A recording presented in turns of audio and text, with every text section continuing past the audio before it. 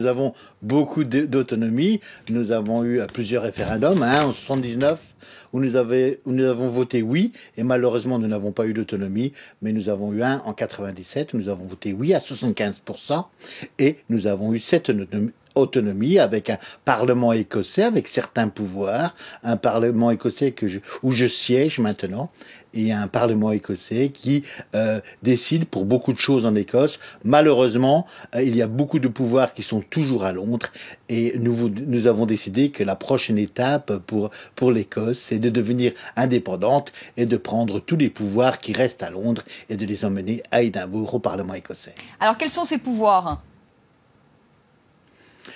Les pouvoirs qui nous manquent sont les pouvoirs surtout fiscaux, c'est-à-dire que nous avons tous les pouvoirs de dépenses, mais nous n'avons pas le contrôle de la fiscalité qui est très important.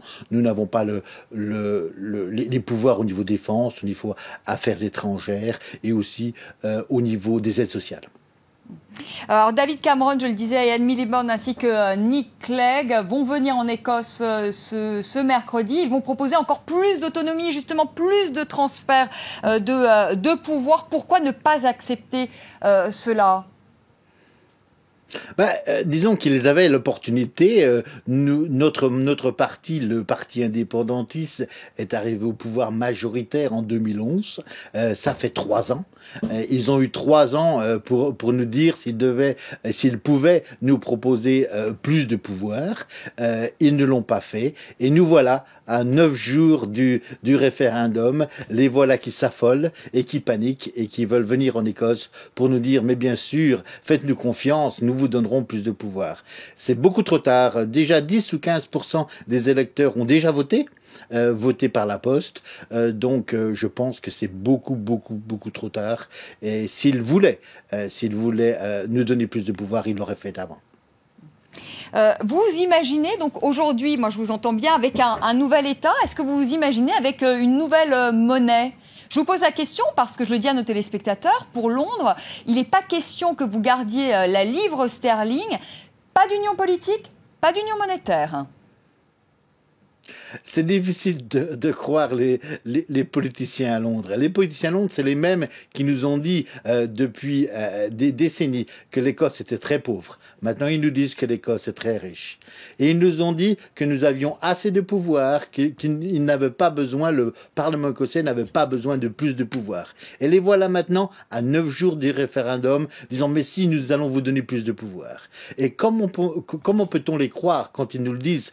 Ah, mais la livre sterling, vous ne l'aurez pas si vous êtes indépendant. Moi, je m'excuse, la livre sterling, elle vient, le nom c'est Sterling, c'est une ville en Écosse, c'est autant la monnaie des Écossais que des Anglais, des Irlandais du Nord et des Gallois. C'est une monnaie que nous avons utilisée depuis très très longtemps et que nous utiliserons toujours après l'indépendance. Oui, enfin c'est ce que vous dites, mais la livre sterling pour l'instant est utilisée au Royaume-Uni, c'est quand même Londres qui a la main dessus. On a quand même le sentiment que vous voulez un peu pardonnez-moi de l'expression, mais un peu le beurre et l'argent du beurre. Vous voulez votre indépendance, mais malgré tout vous voulez conserver cette livre sterling. Oh, nous n'avons aucun problème. Ce que nous avons dit depuis les débuts, nous avons notre papier blanc qui définit l'avenir de l'Écosse et nous sommes très très précis. Nous voulons prendre nos responsabilités, c'est-à-dire qu'il y a une très grosse dette britannique et nous voulons prenons en charge notre part de la dette britannique et en contrepartie, bien sûr, nous voulons garder la livre sterling. Alors, vous restez très attaché à l'Union européenne, ce qui n'est pas le cas d'ailleurs de la majorité des Britanniques, mais les Écossais, oui, ils sont attachés à l'Union européenne.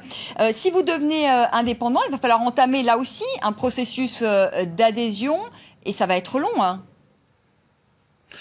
Nous avons été très prudents. Nous avons dit que nous voterons oui dans 9 jours, le 18 septembre 2014, mais nous ne serons pas indépendants avant le mois de mars 2016, ce qui nous donne 18 mois pour avoir toutes les négociations qu'il faut pour rester en Europe.